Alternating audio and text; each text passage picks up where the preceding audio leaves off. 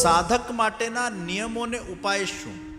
આ કથાના પૂર્ણાહુતિના દિવસે જે લોકો પણ હવે ભક્તિમાં આગળ વધવા માંગે છે અને જે ઈચ્છે છે કે મારે ભક્તિના માધ્યમથી મારું આત્મકલ્યાણ કરવું છે, મારે પ્રભુના ધામ સુધી પહોંચવું છે અને જન્મ મૃત્યુના ફેરામાંથી મુક્ત થવું છે, જે લોકો ખરેખર ઈચ્છે છે કે અમે અમારા જીવનમાં સ્પિરિચ્યુઅલ પ્રોગ્રેસ કરવા હવે માંગીએ છીએ, ભલે કદાચ અમુક વર્ષો ગયા પાણીમાં, હવે જાગ્યા ત્યારથી સવાર, અને હવે અમે ઈચ્છીએ છીએ કે અમારે હવે અધ્યાત્મ માર્ગમાં આગળ વધવું છે, તો એના નિયમો કયા? તો ઉદ્ધવજીને ભગવાન કૃષ્ણે એવા અલગ અલગ નિયમ આપ્યા. સૌથી પહેલું નિયમ, સાધક અહિંસક હોવો જોઈએ. બેટ છે ને, એને આમ લગાડી દેવાનું તમારે, પછી એને અડીને કોઈ મચ્છર મરે તો જુદી વાત છે, પણ તમે આમ બેટ લઈને આમ પેલો આમ ગદા લઈને આમ ફરતા રહો ને પછી આમ ચટક ચટક ચટક ચટક પેલો અવાજ આવે ને પછી તમે ગણ્યા કરો 1 2 3 4 5 6 7 8 10 મચ્છર માર્યા, એવું પોતાના હાથે. પણ છતાંય ઝેરીલા મચ્છર મારવામાં કોઈ અપરાધ નથી, કારણ કે આપણામાં કંઈક એનું ઝેર ચડે અને આપણના કંઈક રોગ થઈ જાય. હવે ડેન્ગ્યુ છે, ડેન્ગ્યુના મચ્છરને મારો નહીં, તમને ડેન્ગ્યુ થઈ જાય અને એ જાનલેવા બીમારી થઈ જાય તો તમે મરી જાઓ. એટલે એમ મારવામાં વાંધો નથી, પણ ડિરેક્ટ શું કામ મારવું? હવે તમે ક્યાંક બેસવા જતા હો અને ત્યાં બધી કીડીઓ થઈ ગઈ હોય તો થોડુંક જોઈ લેવાનું કે ભાઈ બેસતી વખતે 2-4 કીડી પાછું હું બેસું મારા નીચે દબાઈને મરી જાય એના કરતાં ખંખેરી લો. એ કીડીને પણ ઇન્ટેન્શનલી શું કામ મારવી? તો સૌથી પહેલું નિયમ આપ્યું, સાધક અહિંસક હોવો જોઈએ. બીજો નિયમ આપ્યું, શૌચ અને પવિત્રતાનું પાલન કરે. Cleanliness of the body and cleanliness of the mind, બંને ક્લીન હોવા જોઈએ. પવિત્રતા, ટોયલેટ જઈને ગળાથી નાવું જ પડે, પછી ટોયલેટ જઈને નાહીને આખા ઘરમાં ફરીને બધું અશુદ્ધિ કરે, એવો સાધક ન ચાલે, એવો અનાચારી વ્યક્તિ ન ચાલે. ઘણા ટોયલેટ જઈને નાહતા જ નથી, ભલે માથાથી ન નાહો પણ ગળાથી નાહવું પડે. યુરિનરીમાં જાઓ એ જુદી વાત છે, પણ જો તમે શૌચ ગયા અર્થાત એમાં ગળા સુધીનું સ્નાન છે. તો બાહ્ય પવિત્રતા અને આંતરિક પવિત્રતા, આ બંનેની આવશ્યકતા છે. ત્રીજા નંબરે, મદભિજ્ઞમ ગુરુમ શાંત ઉપાસિત મદાત્મકમ. ગુરુની સેવા જે મારું સ્વરૂપ માનીને કરે છે એવો ભક્ત પણ મને ગમે છે. ચોથું, શિષ્યોમાં ક્યારે અભિમાન ન થવું જોઈએ અને કોઈના માટે ખરાબ ન વિચારે. ચોથો નિયમ, અભિમાન ભગવાનને ગમતું નથી અને આપણા મનમાં કોઈના માટેનો ખરાબ વિચાર પેદા થાય કે આનું અહિત થાય, એ પણ સાધક અવસ્થામાં જ્યારે તમે ભક્તિ માર્ગમાં આગળ વધતા હો તો એ ક્યાંક હાનિરૂપ છે, એ તમારામાં પેદા ન થવું જોઈએ. પાંચમું, આળસનો નિષેધ. આળસુ સાધક ન હોવો જોઈએ. સવારે બ્રહ્મ મુહૂર્તમાં ઉઠી જવાનું એટલે ઉઠી જ જવાનું, 12 વાગે પેલો બેડ પર પડ્યો રે એને સાધક કહેવાય કે બાધક કહેવાય? 4 કે 5 કે 6 વાગે જે વહેલો ઉઠતો હોય, જેનામાં આળસ નથી અને જે ફ્લેક્સિબલ છે, મને આ નહીં ફાવે, મને તે નહીં ફાવે, ચાલશે ફાવશે ગમશે વાળો જોઈએ, ફ્લેક્સિબલ હોય, કોઈ પણ પરિસ્થિતિ હોય, કેવી પણ અવસ્થા હોય, કેવી પણ વ્યવસ્થા હોય, એમાં પોતાના જાતને એ ઢાળી દે, ભળી જાય પરિસ્થિતિ પ્રમાણે, સાધક એવો હોવો જોઈએ.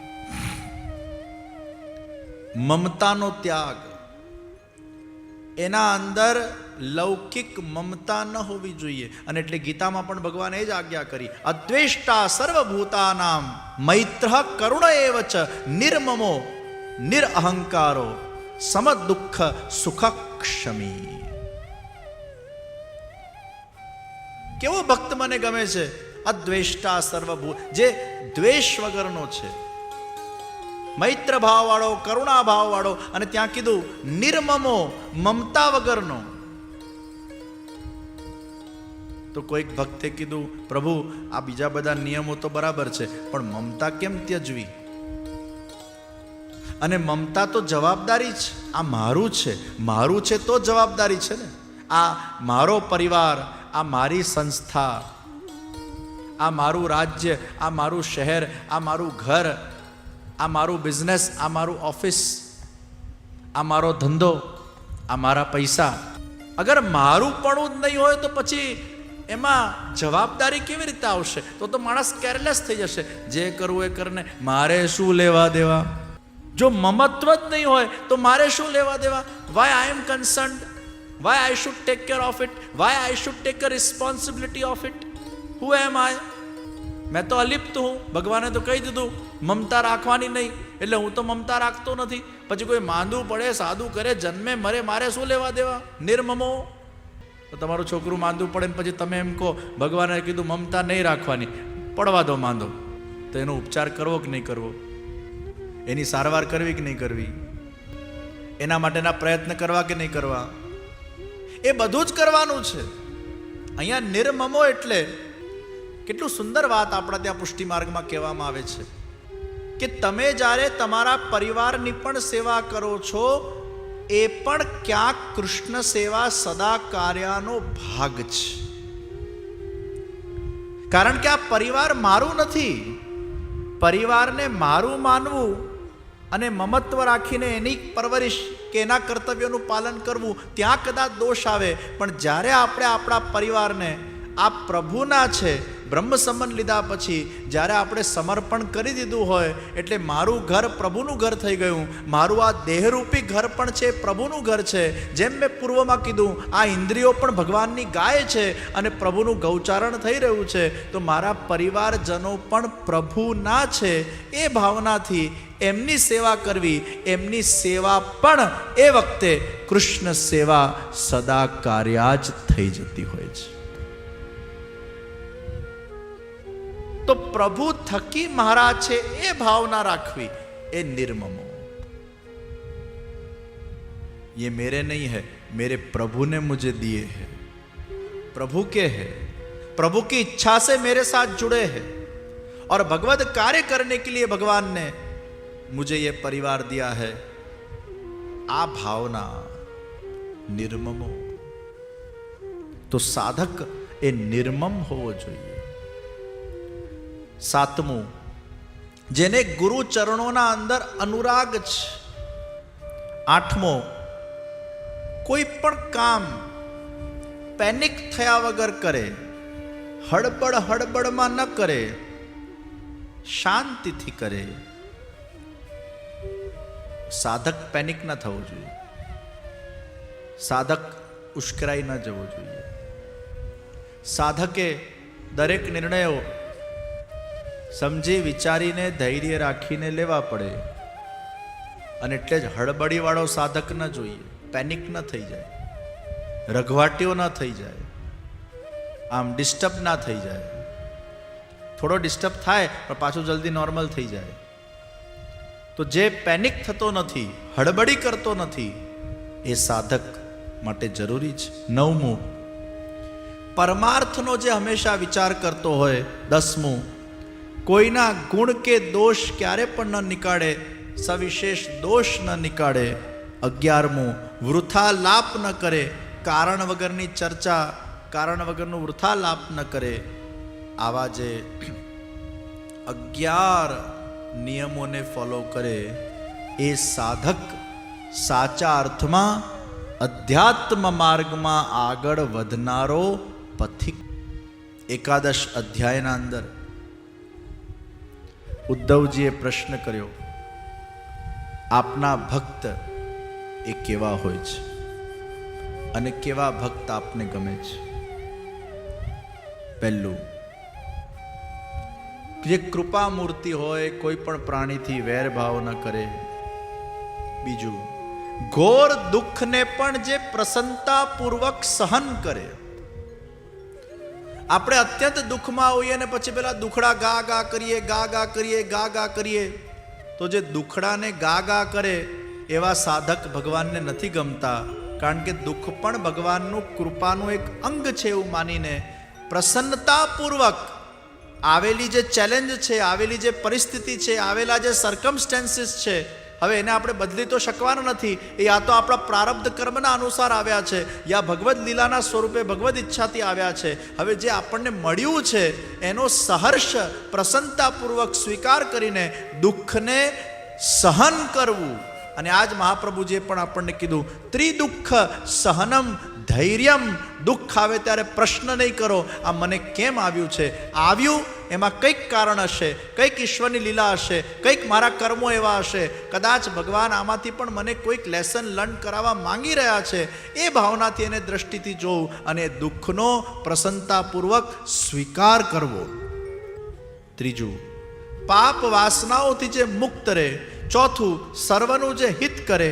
પાંચમું, સાત્વિક ભોજન લે. દર 2 દિવસે મેગી ખાવા જોઈએ, દર 2 દિવસે પાસ્તા ખાવા જોઈએ, દર 2 દિવસે પીઝા ખાવા જોઈએ, દર 2 દિવસે બર્ગર ખાવા જોઈએ, દર 2 દિવસે બધું જંક જ ખા કરે. જેવું ખાશો એવા બનશો. જંક ખાશો તો મગજ જંક થશે. અને એટલે જ સાધક માટે આહાર બહુ અગત્યનું છે. અને એટલે જ આપણા ત્યાં પ્રસાદી ભોજનની એક મહિમા છે કે તમે ઠાકોરજીનું પ્રસાદી ભોજન, સાત્વિક ભોજન. છઠ્ઠું, પ્રભુ ઉપર પૂર્ણ ભરોસો. સાતમું, ભૂખ, તરસ, શોક, મોહ તમારા વશમાં હોવા જોઈએ. ક્યારેક 2 દિવસ ખાવાનું ન મળે તો એવા ભૂખ્યા ડાસ ન થઈ જઈએ કે આપણું મન આપણા કંટ્રોલમાં ન રહે. 2 દિવસ ખાવાનું નથી મળ્યું, તમે દૂધ પર પણ ચલાવી લઈશું, અમે ફ્રૂટ પર પણ ચલાવી લઈશું, અમે સૂકા મેવા પર પણ ચલાવી લઈશું, અમને જે સાત્વિક આહાર મળે એના પર ચલાવી લઈશું. આવી જેના પર ભૂખ ઉપર કંટ્રોલ હોય, જેનું તરસ ઉપર કંટ્રોલ હોય. આઠમું, જન્મ અને મૃત્યુના બંધનમાંથી મારી મુક્તિ થાય એવો જેનામાં ભાવ હોય. સતત ઢગલે ને પગલે આપણા અંદર આ ચિંતન થવું જોઈએ કે પ્રભુ તે મને આ જન્મ તો આપ્યું છે, મૃત્યુ પણ મને આજે નહીં તો કાલે મળવાની જ છે, પણ મારા આ જન્મ અને મૃત્યુના ફેરામાંથી બસ હવે હું થાકી ગયો છું. અનેક લાખો યોનિઓ થઈ ગઈ, જન્મી જન્મીને હવે હું થાક્યો. હે પ્રભુ, આ જન્મ અને મૃત્યુના ફેરામાંથી હવે મને મુક્ત. નવમું, કોઈ પણ પ્રકારના સન્માનની અપેક્ષા વગર બીજાનું હંમેશા સન્માન કરતા રહેવાની વૃત્તિ, એવો ભક્ત મને ગમે. 10મું, મારી કથા કરવામાં જે નિપુણ છે અને જે મારી કથાને શ્રવણ કરવાના અંદર જેની રુચિ છે એવો ભક્ત મને ગમે. જે ભક્ત મારી કથા કરે એ પણ મને ગમે, અને જે ભક્ત મારી કથા સાંભળે એ પણ મને ગમે. અને આ જ વાત ભગવાને એકાદશ સ્કંદના 19મા અધ્યાયમાં પણ કરી. શ્રદ્ધામૃત કથાયામ મે સશ્વત મદનુકીર્તનમ પરિનિષ્ઠા ચ પૂજાયામ સ્તુતિભિઃ સ્તવનમ મમ આદરઃ પરિચર્યાયામ સર્વાંગે રવિવંદનમ મદભક્ત પૂજાભ્યધિકા સર્વભૂતેષુ મન્મતિ. સર્વાંગે રવિવંદનમ મદભક્ત પૂજાભ્યધિકા શ્રદ્ધામૃત કથાયામ વે. મારી કથાને શ્રદ્ધાપૂર્વક શ્રવણ કરે. સૌથી પહેલું શ્રદ્ધા. મારા કીર્તનોને પણ શ્રદ્ધાપૂર્વક જે ગાય. શશ્વન મદનું કીર્તનમ પરિનિષ્ઠા ચ પૂજાયામ. મારા સેવામાં જેની નિષ્ઠા છે, મારી સેવામાં જે મને સાક્ષાત ભાવથી જુએ છે, આ કાગળ છે, આ પથ્થર છે, આ પિત્તળ છે, એવો ભાવ જે ન કરે, સાક્ષાત કૃષ્ણ જ મારા ઘરે બિરાજે છે. પરિનિષ્ઠા ચ પૂજાયામ સ્તુતિભિઃ સ્તવનમ મમ. જે મારી સ્તુતિ કરે છે. આદરઃ પરિચર્યાયામ. મારી પરિચર્યાને જે આદર આપે છે. આદરઃ પરિચર્યાયામ. ભગવાનની જે પરિચર્યાઓ છે, કચરો વાળવો, બુહારીની સેવા કરવી, મંદિર વસ્ત્ર કરવું, માળાજીની સેવા કરવી, સામગ્રીઓની સેવા કરવી, એમાં કોઈ પ્રચારકની સેવા કરવી, હેલ્પિંગ હેન્ડ, જે સેવા કરતું હોય એની પ્રચારકી કરવી, એમાં જે આદર રાખે, એવો ભાવ ન રાખે કે મને આ પેલું મેન સેવા કરવા મળે તો કેટલું સારું, મારે આ બધું કરવાનું. આ કંઈ નાની સેવા નથી. તમને જે સેવા મળે, બુહારીની સેવા મળે એ પણ ઉત્તમ સેવા છે, મંદિર વસ્ત્રની સેવા મળે એ પણ ઉત્તમ સેવા છે, કોઈ વૈષ્ણવના જૂઠણ પાતળને ઉચકવાની સેવા મળે એ પણ ઉત્તમ સેવા છે, કોઈ સજાવટની સેવા મળે એ પણ ઉત્તમ સેવા છે. જ્યાં પ્રભુની જે જગ્યાએ જેવી પણ સેવા તમારા ભાગ્યમાં જે લખેલી હોય એને પાત્રતા પ્રમાણે મળી જાય, એમાં પૂર્ણ શ્રદ્ધા નિષ્ઠા રાખીને, એ પણ પ્રભુની કૃપા છે કે મને પ્રભુએ એટલીસ્ટ આટલો નિમિત્ત તો ગણ્યો કે હું આ કરી શકું. મેં 2-3 દિવસ પહેલાં કથામાં કીધેલું ને કે પેલું ક્રિકેટ ટીમમાં 15 જણાના સ્ક્વોડમાં તમારું સિલેક્શન થાય ને એ મોટી વાત છે, રમવા મળે ન મળે જુદી વાત છે. તો પેલા જે સ્ક્વોડમાં 15 લોકોનું સિલેક્શન થાય ને, પછી પેલા પ્લેયરને કંઈક આમ પાણી વાણી જોઈતું હોય ને, એટલે પેલો આમ એપ્રન પહેરીને, ભલે પેલો કેટલો પણ મોટો ક્રિકેટર હોય ને, જો બહાર બેઠો હોય એનું સિલેક્શન ના થયું હોય તો પાણીની બોટલ લઈને પછી પેલો પીવડાવવા જાય, લો આ પરચારિકા. પછી ઘણીવાર પેલો કે મારી જરા બૂટની દોરી બાંધી દે ને, ગ્લવ્સ પહેરેલા છે તો બૂટની દોરી એ બાંધી દે. ઘણીક વાર પેલો ઓર્ડર કરે, ક્રિકેટર બેટ લઈ આવો જરા, બેટ મારો જરા બરાબર નથી, પેલો બેટ લઈને દોડતો આવે. આ દરહ પરિચર્યાયામ, આ બધી પરિચર્યાઓ છે કે જે ક્રિકેટર રમી રહ્યો છે એને હેલ્પ કરો. એઝ અ ટીમ પ્લેયર તમારા અંદર ટીમ સ્પિરિટ હોવું જોઈએ કે મારા દેશ માટે જે રમી રહ્યો છે એને મારે હેલ્પ કરવી જોઈએ.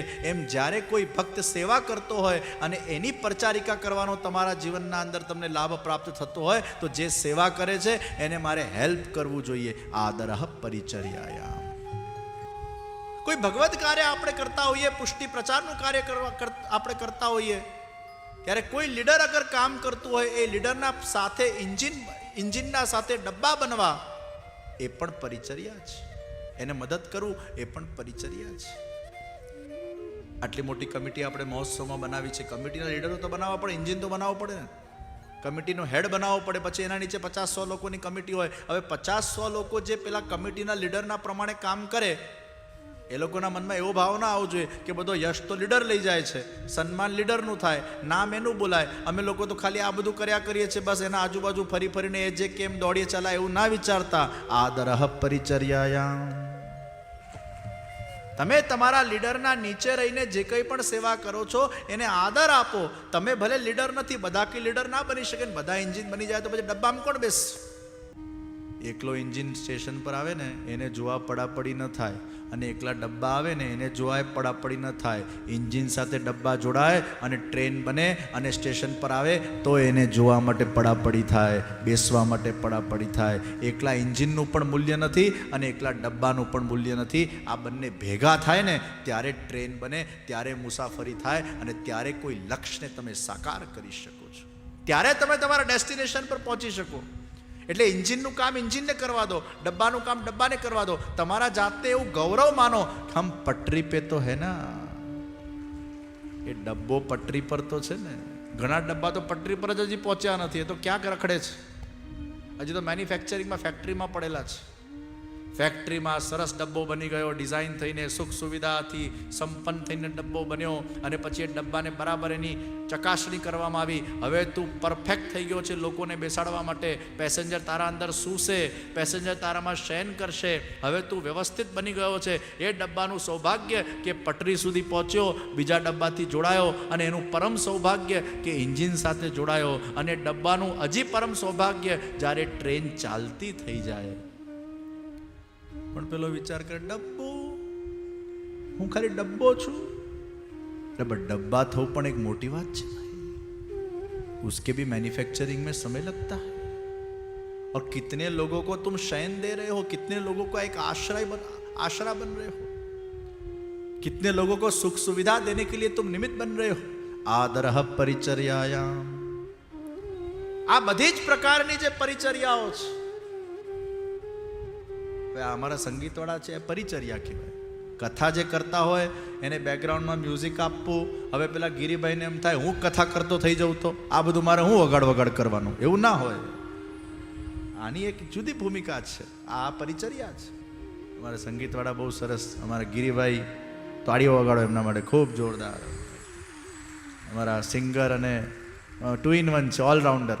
पछी अमारा जमशेदपुर थी वासुड़ी वाला नाम शुं छे, विजयभाई साहू અને પિનાંકભાઈ તબલા બહુ સરસ વગાડે છે.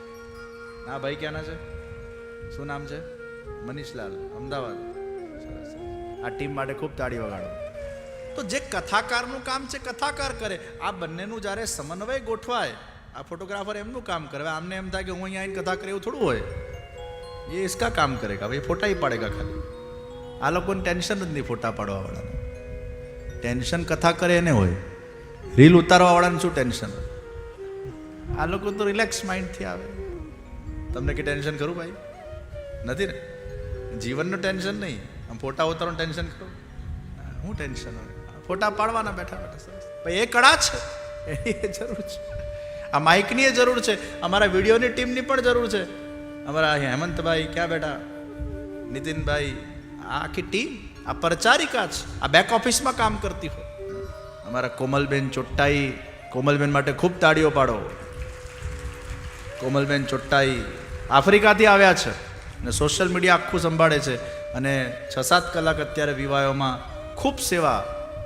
આ તમે જેટલું પણ સોશિયલ મીડિયાનું આખું તંત્ર ખૂબ સરસ સંભાળી રહ્યા છે અને આ વિડીયો ફોટોગ્રાફીની ટીમ સાથેનું આખું કોર્ડિનેશન, આ બધું પરચારિકા જ ખૂબ સારું કામ કરે છે. એમાં એને મજા આવી જોઈએ. જેનો જે ડિપાર્ટમેન્ટ છે એમાં એ પ્રેમથી એ કાર્ય કરે, એમાં એને મજા આવી જોઈએ કે આ મારી જવાબદારી છે. કારણ કે હું પણ કોઈકના યજ્ઞમાં એક સહયોગ આપી રહ્યો છું અને આ જ્યારે જાત જાતના સહયોગ ભેગા થાય ને ત્યારે જ જેને કોઈ મોટું યજ્ઞ એ સાકાર થાય છે. કોઈ એકલા વ્યક્તિ આ કામ ના કરી શકે.